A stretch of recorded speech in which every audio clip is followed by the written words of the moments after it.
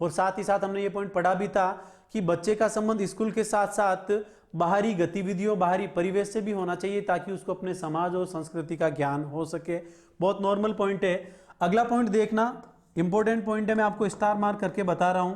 ये पॉइंट आपको पर्टिकुलरली याद होना चाहिए कि कक्षा में शांति का नियम बार बार ठीक नहीं है। यानी पिन ड्रॉप साइलेंस की जो बात है, एनसीएफ 2005 इसका खंडन करता है कि स्कूल में पिन ड्रॉप साइलेंस नहीं होनी चाहिए। यानी बिल्कुल स्ट्रिक्ट डिसिप्लिन नहीं होना चाहिए। क्लास का वातावरण बिल्कुल हेल्दी होना चाहिए, फ्रेंडली होना चाहिए, जिसको हम नाम दे सकते हैं कि कक्षा का वातावरण पिन ड्रॉप साइलेंस वाला नहीं होकर कैसा होना चाहिए, एक जीवंत वातावरण आपको वहां पर देना है। यानी बहुत रिजिड या स्ट्रिक्ट डिसिप्लिन नहीं होना चाहिए, बल्कि क्लास का जो माहौल है वो कैसा होना चाहिए, जीवंत होना चाहिए। स्टार मार्क करके बताया, पर्टिकुलरली आपको याद होना चाहिए। अगले पॉइंट में देखिए, सुझावों में कुछ और पॉइंट है, इनका आप स्क्रीनशॉट ले सकते हैं। देखिएगा स्टूडेंट्स, सुझावों में अगला सुझाव आपके आ रहा है, एनसीएफ 2005 जो है वो किसकी बात करता है, सह शैक्षिक गतिविधियों की, यानी को करिकुलर एक्टिविटीज की बात करता है, ताकि बच्चा फिजिकली एक्टिव रह सके। जरूरी नहीं है कि सभी पढ़ लिखकर गवर्नमेंट जॉब भी प्राप्त करे, वो स्पोर्ट्स के फील्ड में भी अच्छा हो सकता है, सिंगिंग या डांसिंग में भी अच्छा हो सकता है। जैसे माइकल जैक्सन का एग्जाम्पल ले लो आप, उनकी एजुकेशनल क्वालिफिकेशन मात्र 12th थी, लेकिन वो एक अंतर्राष्ट्रीय ख्याति प्राप्त है। क्यों? क्योंकि उनका एक फेमस डांस स्टाइल है मून वॉक। या दूसरा एग्जाम्पल आप ले लो, सचिन तेंदुलकर, जिनको गॉड ऑफ क्रिकेट कहा जाता है। वो अपनी लाइफ में ग्रेजुएशन भी कंप्लीट नहीं कर पाए थे, लेकिन उनको क्रिकेट का बहुत अच्छा नॉलेज था। कहने का सीधा सीधा मतलब ये है कि प्रत्येक बच्चे का दिमाग एक पर्टिकुलर फील्ड में होता है, तो उस पर अपने विचारों को नहीं थोपकर उसको खुद के इंटरेस्ट को डेवलप करने का मौका देना चाहिए, जिसको हमने दूसरा नाम क्या दिया। ये सारी चीजें किसके माध्यम से डेवलप की जा सकती है, सह शैक्षिक गतिविधियों के माध्यम से, जिसके अंतर्गत डांसिंग, पेंटिंग, एक्टिंग, मॉडलिंग और स्पोर्ट्स, बहुत सारी चीजें हो सकती है। साथ ही साथ शैक्षिक गतिविधियों में किसको जोड़ा जाना चाहिए, अभिभावकों भी जोड़ा जाना चाहिए। देखो आप, जब भी आपका कोई मैच होता है, चाहे वो रेसलिंग का हो, चाहे आप रनिंग कर रहे हो, दौड़ हो, एज आप एथलीट हो, यदि आपके गार्जियन वहां पर आए हैं तो वो आपके लिए बहुत बड़ा मोटिवेशन होता है। आप और ज्यादा अभिप्रेरित होकर उस कार्य में जो है अपना 100% देने का प्रयास करते हो। तो सह शैक्षिक गतिविधियों के साथ साथ उनमें आपको संबंध जो है वो किसका जोड़ना है, अभिभावकों के साथ भी संबंध जोड़ना है। आजकल आपने देखा है स्कूल मैनेजमेंट कमेटी जो होती है उसमें भी मुख्य भूमिका किसकी होती है, पेरेंट्स की। तो स्कूल के साथ साथ सामुदायिक गतिशीलता वाले कार्यक्रमों को बढ़ावा देना है, पेरेंट्स की, अभिभावकों की भूमिका को भी वहां पर ज्यादा से ज्यादा आपको बढ़ावा देना है। अगला पॉइंट देखिए स्टूडेंट्स, समुदाय को मानवीय संसाधन के रूप में प्रयुक्त होने का अवसर दे, जिसको हमने नाम दिया था सामुदायिक गतिशीलता। बहुत नॉर्मल पॉइंट है। अगला पॉइंट देखना, खेल को आपको आनंद व सामूहिकता की भावना के लिए है, ना कि रिकॉर्ड बनाने व तोड़ने की भावना। स्टार मार्क कर रहा हूं मैं इस पॉइंट को, कि खेल को खेल की भावना से देख खेलना है, as a entertain, as a आपको आनंददायी गतिविधियों के माध्यम से सीखना है, ना कि आपको रिकॉर्ड बनाना है या तोड़ना है। यदि ऐसी मेंटेलिटी बच्चे के अंदर रहेगी तो बच्चे के ऊपर एक एक्स्ट्रा प्रेशर वहां पर क्रिएट हो जाएगा, और यदि आपके ऊपर वो प्रेशर यदि हावी हो जाता है तो बच्चा कुसमायोजित हो जाता है। तो इसलिए बच्चे को जो है स्पोर्ट्स के अंदर आनंददायी गतिविधियों के माध्यम से सीखना, ना कि रिकॉर्ड स्थापित करने वाली फीलिंग रखनी है। अगला पॉइंट देखिएगा, बहुत महत्वपूर्ण पॉइंट है, मैंने आपको बताया भी होगा जब 3 लैंग्वेज फॉर्मूला बताया था। एनसीएफ 2005 जो है लैंग्वेज में सर्वाधिक बल किसकी भूमिका पर देता है, मदर टंग यानी मातृभाषा। तो एनसीएफ 2005 में सर्वाधिक बल कौन सी भाषा पे दिया गया है, मदर टंग यानी बच्चे की मातृभाषा पे। और एनसीएफ 2005 में ऐसा कहा गया है कि जो एलिमेंट्री क्लासेस होती है, जब बच्चे की पढ़ाई प्रारंभ होती है, तो जितना अधिक संभव हो सके पढ़ाई जाने वाली जो विषय वस्तु है उसको एक्सप्लेन करने में सबसे ज्यादा जो यूज करना है टीचर को, वो किसका करना है, मातृभाषा के यूज को बढ़ावा देना है। सुझावों की कड़ी में कुछ और पॉइंट है जिनकी हम चर्चा करते हैं स्टूडेंट्स। देखिएगा, अगला पॉइंट दे रखा है, नॉर्मल पॉइंट है लेकिन फिर भी आपको पता होना चाहिए। देखो कुछ पॉइंट आपको पर्टिकुलरली याद होने चाहिए। जैसे ये पॉइंट है कि पुस्तकालय में बच्चे को बुक चुनने का अवसर दें, यानी सारी चीजें उसको थोपनी नहीं है, स्पून फीडिंग नहीं करनी है। बच्चा खुद क्या करना चाहता है, बच्चे को अपनी बुक चूज करने का आप अवसर दो। यानी लाइब्रेरी में बच्चा अपनी स्वतंत्र अभिव्यक्ति के साथ स्कूल पुस्तक का चयन कर सकता है। अगला पॉइंट देखिए, वे पाठ्य पुस्तकें महत्वपूर्ण होती है जो अंतर क्रिया का मौका दे। मैंने आपको बहुत बार एक्सप्लेन करके बताया था कि स्टूडेंट ज्यादा से ज्यादा टीचर के साथ क्या करेगा, इंटरेक्ट करेगा। इसलिए आप आजकल आपने देखा होगा कि जो एनसीईआरटी की जो बुक्स है उसके अंदर बहुत सारी एक्टिविटी, बहुत सारे क्रियाकलाप दिए हुए हैं, और ताकि बच्चा अपनी जिज्ञासा को शांत कर सके, चीजों को बार बार टीचर को पूछ सके। ये चीजें किसके माध्यम से हो पाएगी, इंटरेक्शन यानी अंतर क्रिया के माध्यम से हो पाएगी। अगला पॉइंट देखिए कि स्टूडेंट्स कल्पना व मौलिक लेखन का अधिक अवसर प्रदान करावे। स्टार मार्क कर रहा हूं, बहुत महत्वपूर्ण है। हमने पढ़ा था पंच मार्गदर्शक सिद्धांतों में कि एनसीएफ 2005 रटने का खंडन करता है, यानी बच्चे के अंदर समस्या समाधान की क्षमता डेवलप करनी है, उसकी थिंकिंग, उसके इमेजिनेशन पावर यानी चिंतन और कल्पना शक्ति का ज़्यादा से ज़्यादा आपको क्या करना है, विकास करना है। इसके लिए आप स्कूल में निबंध प्रतियोगिताएं, कुछ लेखन कौशल आप वहां पर विकसित कर सकते हो। तो इसके माध्यम से आप क्या करोगे, मौलिक लेखन का अवसर आप वहां पर बच्चे को प्रदान करवा सकते हो। अगला पॉइंट देखिएगा स्टूडेंट, सजावे पुरस्कार की भावना को सीमित रूप में प्रयोग करना चाहिए। बहुत नॉर्मल पॉइंट है, यानी बच्चे को मोटिवेट करने के केवल दो ही तरीके नहीं होने चाहिए कि या तो आप उसकी प्रशंसा कर रहे हो बार बार, या फिर आप उसको क्या दे रहे हो, पुरस्कार दे रहे हो।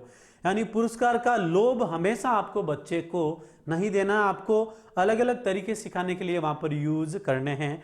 अब कुछ और पॉइंट है सुझाव के अंतर्गत, देखते हैं उसमें से महत्वपूर्ण कौन सा हो सकता है। सुझाव की ये लास्ट कड़ी स्टूडेंट देखिएगा, अगला पॉइंट आपके आ रहा है, बच्चों के अनुभव और स्वर को प्राथमिकता देते हुए बाल केंद्रित शिक्षा प्रदान करना। आप तो सीधा सीधा दो ही पॉइंट याद रखना, एक तो किसकी बात कर रहे हैं, अनुभवों की। अनुभव कब आएंगे, जब आप खुद करके सीखोगे। खुद करके सीखना मतलब सक्रियता की बात आपकी किसके अंतर्गत की गई है, बाल केंद्रित शिक्षा का सुझाव भी एनसीएफ 2005 देता है। अगला पॉइंट आता है स्टूडेंट्स, सांस्कृतिक कार्यक्रमों में मनोरंजन के स्थान पर सौंदर्य बोध को प्रश्रय दें। यानी सौंदर्य बोध का मतलब यहां पर हम बच्चे के अंदर कौन सी वैल्यू डेवलप करने की बात कर रहे हैं, एस्थेटिक वैल्यू डेवलप करने की बात कर रहे हैं। देखिएगा एस्थेटिक वैल्यू का क्या मतलब है, जैसे स्कूल के अंदर कोई कल्चरल इवेंट हो रहा है, चाहे सिंगिंग का है या डांसिंग का है, तो केवल उसको एज ए एंटरटेन के रूप में नहीं लेना है। उसके जो जेस्चर क्या है, उस सिंगिंग या डांसिंग के प्रति या पेंटिंग के प्रति वो जो फीलिंग जो है, हाव भाव है, उनको आपको आपके अंदर डेवलप करना है। ये जो सारी चीजें हैं उसके द्वारा बच्चे के अंदर कौन सी वैल्यू डेवलप की जा सकती है, एस्थेटिक वैल्यू डेवलप की जा सकती है, एक सौंदर्य बोध का निर्माण वहां पर किया जा सकता है। अच्छा पॉइंट है, आनंददायी गतिविधियों की बजाय कौन सी वैल्यू डेवलप करनी है, एस्थेटिक वैल्यू अर्थात सौंदर्य बोध। अगला पॉइंट देखिएगा स्टूडेंट्स, शिक्षक प्रशिक्षण वे विद्यार्थियों के मूल्यांकन को सतत प्रक्रिया के रूप में अपनाना चाहिए। बहुत महत्वपूर्ण पॉइंट है, मैं आपको बता दूं, शिक्षक प्रशिक्षण से रिलेटेड एक बहुत महत्वपूर्ण फैक्ट पढ़ा था हमने कि बाल केंद्रित शिक्षा को लागू करने के लिए समय समय पर शिक्षकों को ट्रेनिंग देनी चाहिए। और इस ट्रेनिंग से रिलेटेड हमने एक आयोग पढ़ा था, चट्टोपाध्याय आयोग, जो कि शिक्षकों के प्रशिक्षण से संबंधित था, और ये आयोग आया था 1984 में। ये पॉइंट आपका फिर से रिवाइज हो गया। सेकंड बात हम कर रहे हैं मूल्यांकन की प्रक्रिया, जो कि कैसी होनी चाहिए, सतत।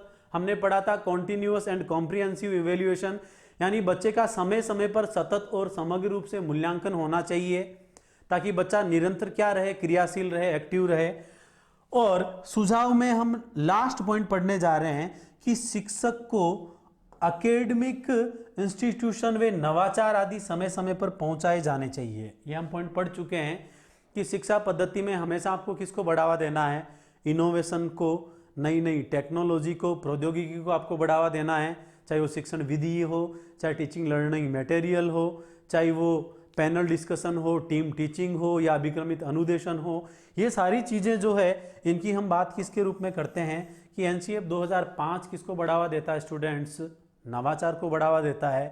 तो इस अगली कड़ी में हमने क्या पढ़ा था, हमने टोटल 20 पॉइंट पढ़े हैं, जिनको हमने एक हेडिंग क्या दिया था कि एनसीएफ 2005 के प्रमुख सुझाव, तो यहाँ पर डेफिनेटली क्वेश्चन आएगा, एक क्वेश्चन 101%।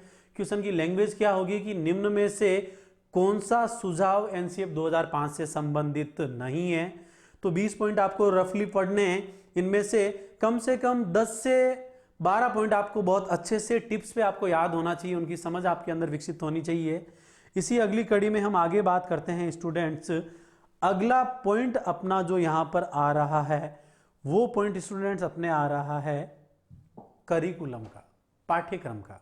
देखिएगा, क्योंकि एनसीएफ 2005 जो कि सबसे नवीन दस्तावेज है, वो मेनली बात ही किसकी करता है कि बाल केंद्रित शिक्षा को लागू करना, तो सबसे पहले बदलाव किसमें लाना पड़ेगा, पाठ्यक्रम में बदलाव लाना पड़ेगा, करिकुलम में ऐसी चीजें शामिल करनी पड़ेगी ताकि बच्चा ज्यादा से ज्यादा सक्रिय रहे, ज्यादा से ज्यादा अंतरक्रिया करे। इसीलिए आजकल की बुक्स में ज्यादा से ज्यादा क्या दिए हुए हैं, क्रियाकलाप दिए हुए हैं। तो इसके लिए पाठ्यक्रम से रिलेटेड कुछ क्वेश्चन एग्जाम में आए हुए भी हैं। नया क्वेश्चन क्या आ सकता है मैं आपको बताता हूं। देखिएगा, यहां पर एक पॉइंट आ रहा है स्टूडेंट्स, एक नाम लिखा हुआ पाठ्यक्रम, जिसको हम इंग्लिश में कहते हैं करिकुलम। तो देखिएगा स्टूडेंट्स, पाठ्यक्रम जो शब्द है वो कौन सी भाषा के शब्द से लिया गया है, लैटिन भाषा के शब्द से। और लैटिन भाषा का शब्द हम यहाँ पर जो यूज करेंगे वो क्या है, क्यूरे। क्या नाम है, क्यूरे, या इसी को ही हम क्या कह सकते हैं, क्यूररे। तो आपसे पूछा जा सकता है, एग्जाम में आया हुआ क्वेश्चन भी है सेकंड ग्रेड या अदर स्टेट के टेट के एग्जाम में, कि करिकुलम शब्द लैटिन भाषा के कौन से शब्द से बना है, क्यूरे या क्यूररे से, और इसका अर्थ होता है स्टूडेंट्स दौड़ का मैदान। मैं आपको इसको समझाऊंगा, इसको आपको रटना नहीं है।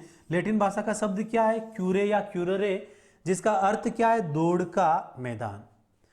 जैसे कि एक धावक को, एक एथलीट को निश्चित समय में निश्चित दूरी तय करनी पड़ती है, उसी प्रकार एक शिक्षक को निश्चित समय में अपने पाठ्यक्रम को पूरा करवाना होता है। इसलिए पाठ्यक्रम को स्टूडेंट्स किसकी संज्ञा दी गई है, दौड़ के मैदान की। क्वेश्चन क्या बनता है, पाठ्यक्रम को किसकी संज्ञा दी गई है, दौड़ के मैदान की। जिस प्रकार एक धावक निश्चित समय में दौड़ को पूरा करता है, उसी प्रकार एक शिक्षक को भी निर्धारित समय में क्या करवाना होता है, अपने पाठ्यक्रम को पूर्ण करवाना होता है।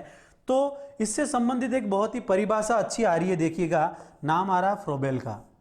देखो स्टार मार्क कर रहा हूं क्योंकि एक परिभाषा आपने बहुत अच्छे से पढ़ी होगी कि पाठ्यक्रम जो है एक कलाकार के हाथ में एक यंत्र है।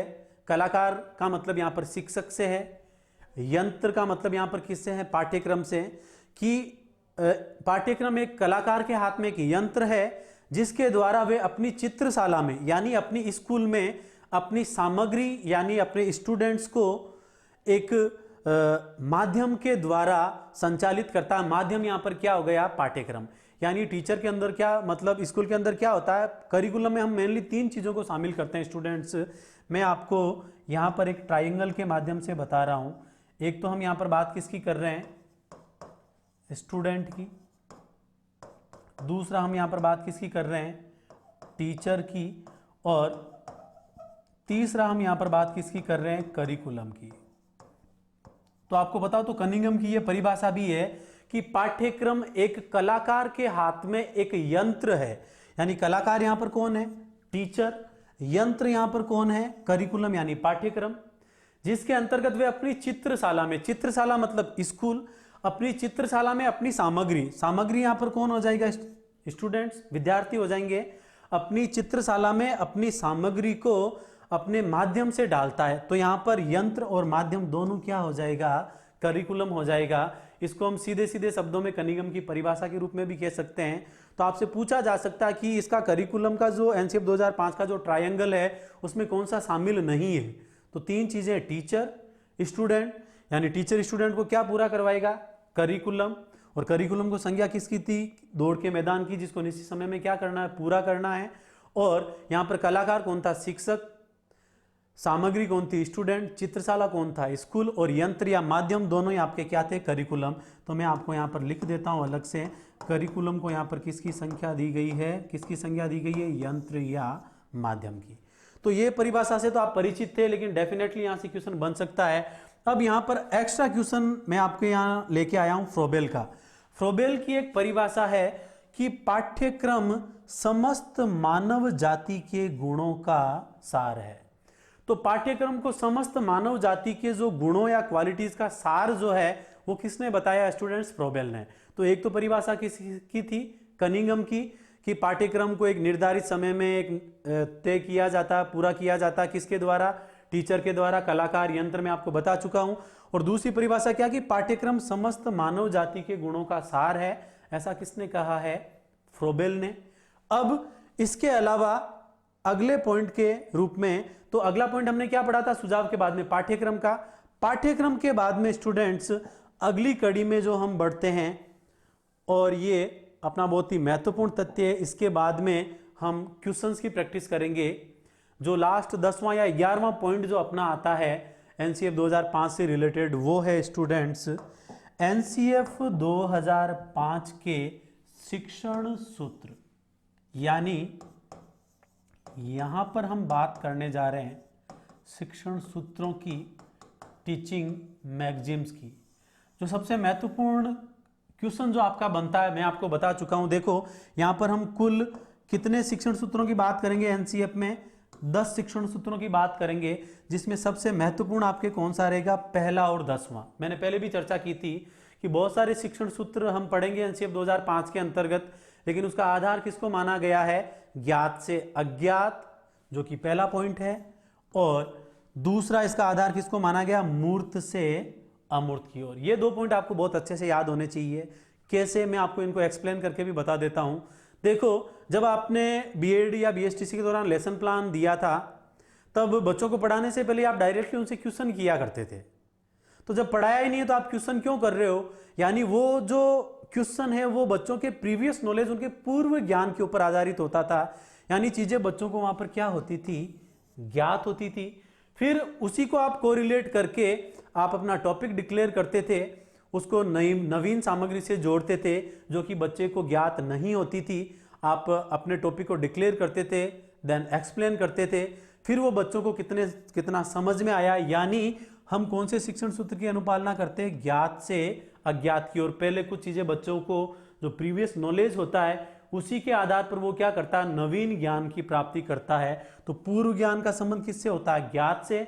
नवीन ज्ञान जो बच्चा प्राप्त करेगा वो यहां पर क्या है स्टूडेंट्स? अज्ञात।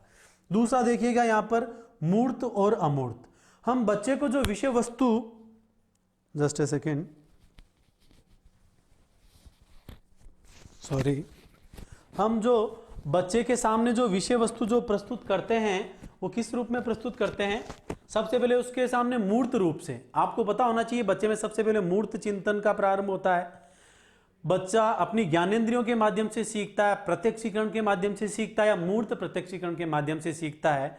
तत्पश्चात जब बच्चा जो जो उसकी एज आगे ग्रो करती है तो उसमें अमूर्त चिंतन का विकास होता है। यानी जो चीजें पहले उसको आपने उनके सामने प्रस्तुत की थी, अब आपने उनको उनकी नजरों से हटा लिया है। यानी एक बार बच्चों ने ज्ञानेंद्रियों का प्रशिक्षण लेके उस चीज का अनुभव कर लिया है, वो अनुभवों का संगठन बच्चे ने कर लिया है। जब दोबारा वो चीज बच्चे के सामने आएगी, वो पॉइंट बच्चे के माइंड में आते ही एक इमेज उसके माइंड में बन जाएगी। यानी बच्चा अपने पूर्व में किए गए अनुभवों का यूज करेगा, अर्थात तो कौन से चिंतन का यूज करेगा? अमूर्त चिंतन का। तो सबसे पहले मूर्त रूप से वस्तुएं प्रस्तुत करते हैं और फिर उसमें कौन से चिंतन का विकास करते हैं? अमूर्त चिंतन का। बाकी पॉइंट नॉर्मली है, फिर भी मैं आपको समझा देता हूं। देखो अगला पॉइंट आ रहा है शिक्षण सूत्र में कि सरल से कठिन की ओर। तो देख लो, अपन कोई भी कंटेंट पढ़ते हैं सबसे पहले उसमें इजी चीजें दी हुई होती है, फिर मीडियम या एवरेज, और उसके बाद में हम सबसे टॉप लेवल पे जाते हैं। ऐसा यदि आपके सामने सबसे पहले ही कॉम्प्लेक्स मटेरियल या कंटेंट डाल दिया तो अपना पढ़ने में इंटरेस्ट क्रिएट नहीं होता है। इसलिए पढ़ाई जाने वाली विषय वस्तु सरल से जटिल के क्रम में होनी चाहिए। अगला पॉइंट देखिएगा, विशेष से सामान्य। देखो इसको हम जोड़ेंगे, हमने बात की थी, एक अप्रोच हमने पढ़ी थी, इंडक्टिव अप्रोच, आगमन तरीका या इसको हम क्या कह सकते हैं स्टूडेंट्स, इंडक्टिव अप्रोच। यानी विशेष से सामान्य की ओर में हम पढ़ाने के कौन से तरीके की बात करेंगे, आगमन तरीके की, जिसमें बच्चे के सामने बहुत सारे उदाहरण पेश किए जाते हैं जिनका सामान्यीकरण करके वो किसी नियम की स्थापना कर लेता है, और उदाहरण अपने आप में विशिष्ट होते हैं। प्रत्येक एग्जाम्पल को आप हर दूसरी जगह आप ओवरलैप नहीं कर सकते, उनका मिक्सअप आप नहीं कर सकते। यानी उदाहरण अपने आप में कैसे होते हैं, स्पेसिफिक होते हैं। यानी उदाहरण से नियम की ओर, या इसी को हम क्या कह सकते हैं, विशेष से सामान्य की ओर शिक्षण सूत्र, जो कि कौन से तरीके को, कौन सी अप्रोच को फॉलो करता है, इंडक्टिव अप्रोच या आगमन तरीके को। अगला पॉइंट देखिएगा, अनुभव से तर्क की ओर।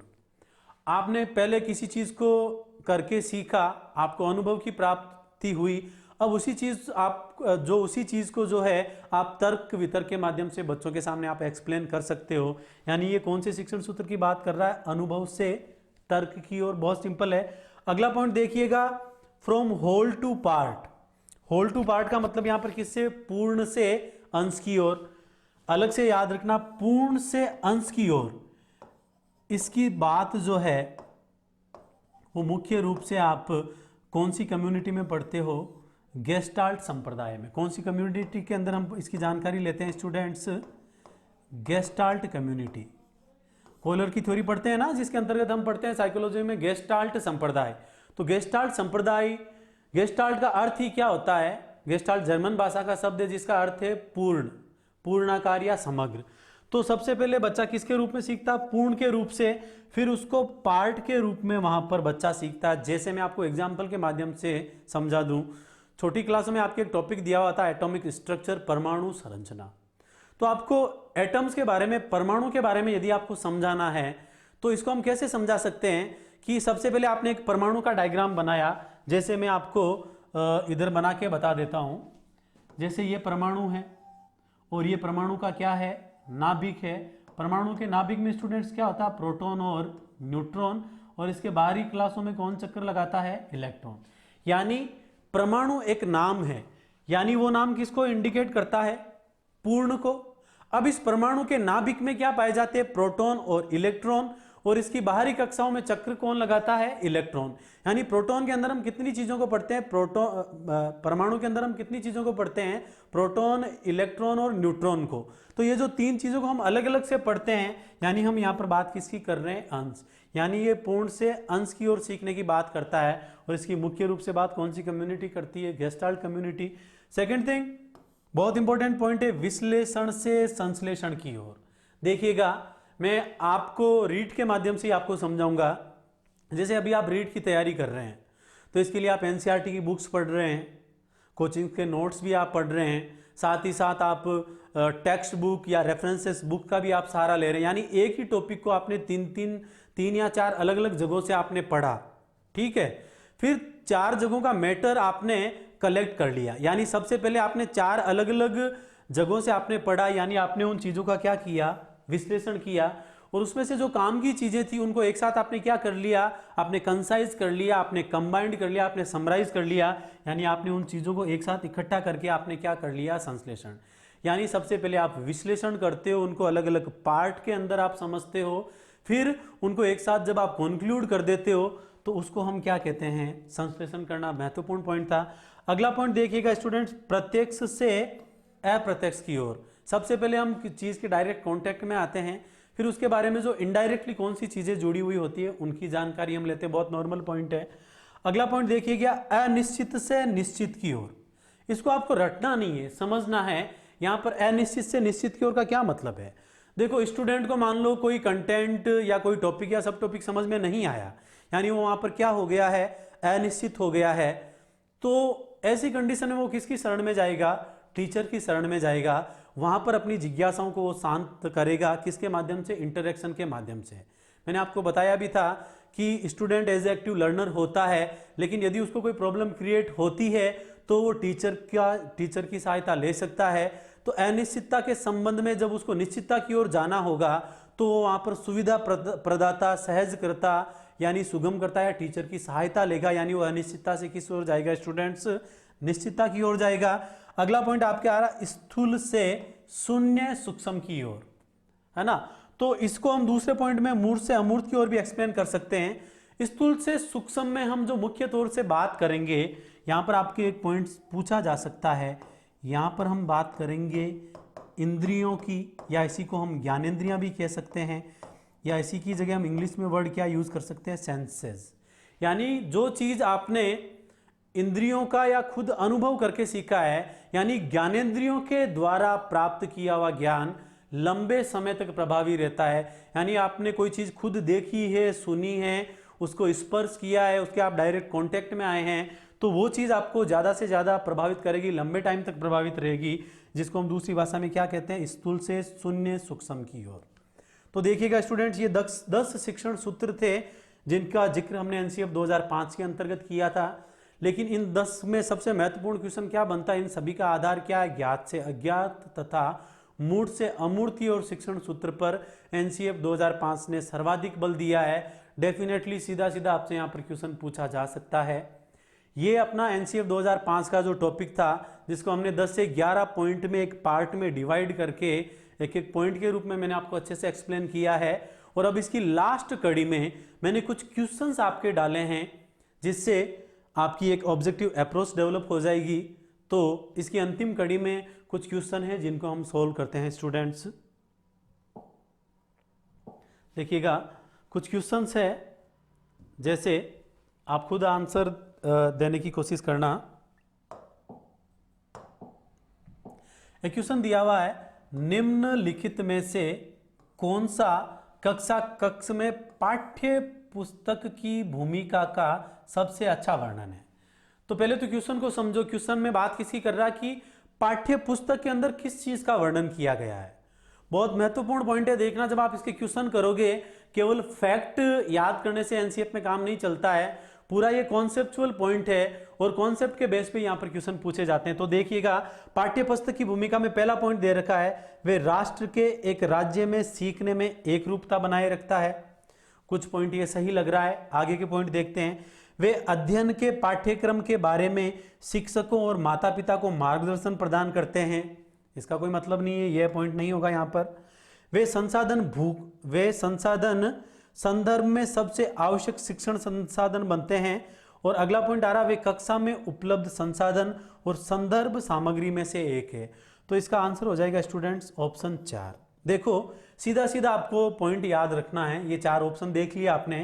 क्वेश्चन क्या, पाठ्य पुस्तक की भूमिका का वर्णन क्या है। पाठ्य पुस्तक का जो सबसे मेनली जो यूज होता है वो as a resources, as a संदर्भ के रूप में होता है। तो देख लीजिएगा, यहां पर पॉइंट आ रहा है कि पाठ्य पुस्तक का जो हम यूज है वो किस में करते हैं, संदर्भ सामग्री में।